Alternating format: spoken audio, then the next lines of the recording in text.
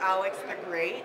These wonderful guys from Brighton, UK, right? That's the one. And the first thing I noticed about you guys is the mixtures of cultures that are all in this band. I mean, all of you are from somewhere, you know, like different nationalities. Yeah, except for me, it's just right. Well, I grew up in Nigeria, so I've got See, it's early on, we're already picking on the Yeah, drum. This is yeah. going if great. Normal's not here, then it's got to be me. Yeah, that's fine. So with that, what's really cool is you guys must have a really interesting sound, which we already know, or else we wouldn't be here today. Do you think that helps a lot with the sound that you guys create with your music? I definitely think it does. I mean, we take influences from many different places. Lots of us listen to different kinds of music growing up, and it just all comes together. And because of that, we don't have one specific genre or one specific sound. It creates a unique sound that's truly ours instead of having something that's very much, you know, ripped off another band. Right, yeah.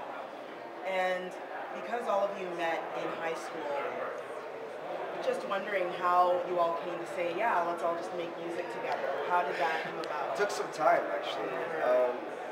I mean, really, we all went our separate ways. We used to kind of play music with each other, but we all went our separate ways. And I went to music school. I dropped out of music school. He studied sound engineering, and here's our other spaced out band member. He finally showed up. But yeah, I think it takes some time to realize that you truly have a passion for music. I got out of high school and I was going to study music, but some part of me was still like, you know, worrying about the financial insecurity of the whole thing. And at some point I was just like, there's no other thing that I want to do. It has to be music. And I think that it takes some time to reach that point. 3 years later, we all kind of got to that point where like, we have to do this. And that's how we kind of came together. Very cool. Very cool. Yeah, I didn't actually grow up with these guys in high school. I've only known them about 2 days or something. I just followed these guys around, seriously. You went through an audition process and they just I just remember waking up, seriously, like... It was more like, does this smell like chloroform? Yeah. And the next thing is, we have a new drummer. Makes sense. Makes sense. Now, you're here in Canada. This is not your first time here. We played here last year. You played here last year. And somehow they asked us back, can you believe that? That means there must be something about you guys. I don't know if it's your music or your wit, but something got you back here. I hope it's not our wit, because we're not the sharpest No, tools. it has to do with the influx of money into the Canadian economy from our drinking habits. Hey, good for Toronto. Yeah, that's all good for Toronto. Yeah, drinking's not cheap here. Like No. if you drink as a sport, it's not a good place for it. You know, Prague would be a much better place for that. Now, you guys, this being your second time here, what was it about Toronto that you enjoyed the first time? When you first came here, what was your thought on the city and on the whole week of events that we had? Everybody's really, really friendly and quite open-minded. I think that's the first thing that strikes you. And coming to Canadian Music Week is being surrounded by bands who work hard rather than just kind of focus on the other side of it. It's a really nice atmosphere to be in, to be thrown into. You know, the bands, you see all these different bands, lots of members are going to the conferences. It's really bands that want to push themselves forward, that really want to move forward and get their music somewhere, and not just kind of play in a basement somewhere. So it's cool to be around people who are all working hard, but it's also very relaxed. No one's competing with each other. He's actually doing this on purpose to make him feel bad for getting here late. You know what I mean? He's trying to imply that he's not serious about it. This is like... I got lost. That's okay. He has a tendency to get lost. Usually we're walking down the street, we got lost. Suddenly we turn around and he's not behind us. We have no idea where he is. It's my first time in Toronto, so I can't... This is your first time? Yeah, it's my first time. Okay. But I can say that it's the same as it's like so friendly. It's so nice. Yeah.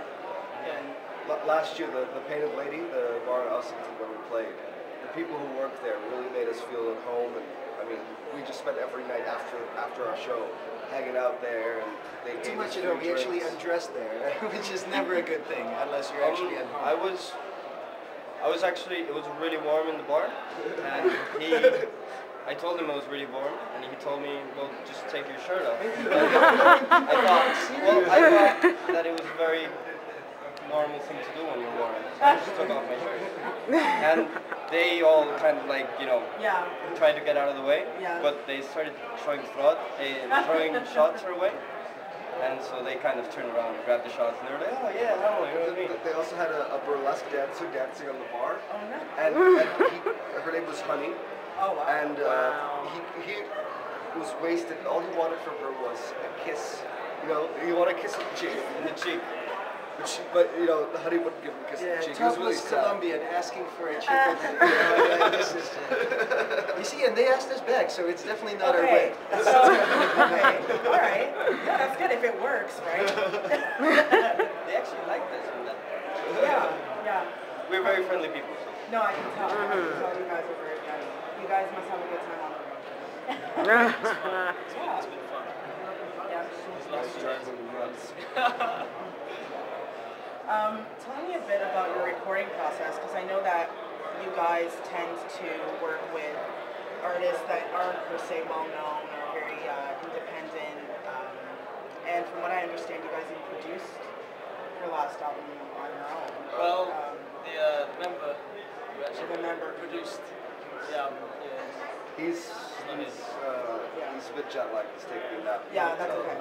But you guys must have had the confidence to know, yeah, we can totally depend on ourselves as a unit to do that. Where does that confidence come from? Because everyone thinks you got to have the right producers on it. You got to have. Well, it's like none of us are that clever. None of us, if you separate us, we're not really a unit. But if you put all of us together, then collectively our input can be quite valuable. We have 2 sound engineers, music college dropouts, an amazing drummer. He's not much good at anything else, but when he gets behind the pen, it's incredible. You know? And when you come together and you write music all together, then it becomes a fluid process. And then if you have the right equipment and the right technical knowledge to transfer those ideas into the actual sound, Yeah. you can get a good mastering at Abbey Road. That part will help. Yeah, that definitely cleared up the sound a little bit. Polished it out. But I mean, we recorded it in a studio, and we pulled in his fiancée, who plays flute, and so she layered over flute parts over some of the tracks. We had a session cellist come in, and we added cello to the tracks. We rented a real proper organ, and we added good organ sounds to all the tracks. And then we mixed it. Well, Juan, our slide guitarist, keyboardist / producer, mixed it in our basement, in a room that isn't designed for mixing sound. But somehow we managed to make it sound pretty good, and then Abbey Road kind of cleared up any of the things that we missed. So that came together pretty well. And how does it feel as musicians to know that you mixed your recording at Abbey Road Studios? I mean, it's iconic, right? A little bit, but mastering process is fine. But you know, like, as long as you don't surrender, your music doesn't stop at your notes. You know, your sound is part of your overall music. So, if you're really not knowledgeable and you surrender that responsibility to somebody else, you stand to be at risk not to sound how you want to sound. So, as long as you know what you're doing and you're smart about it, you really can't go wrong. Very cool. So, how long are you guys in town for? You just do your. We're here till Sunday. Depends how much money BA pays. We got paid by British Airways to leave a day later from London, and they paid us Close to $5 grand. they paid us £1,250 each. It's about what, 1.5 Canadian. Yeah, if all goes to plan, we're here till Sunday. So yeah, we're definitely buying you a beer after this, right? Very good to know. And with that, So am I. let's end this interview. But thank you guys so much for taking time to talk to us.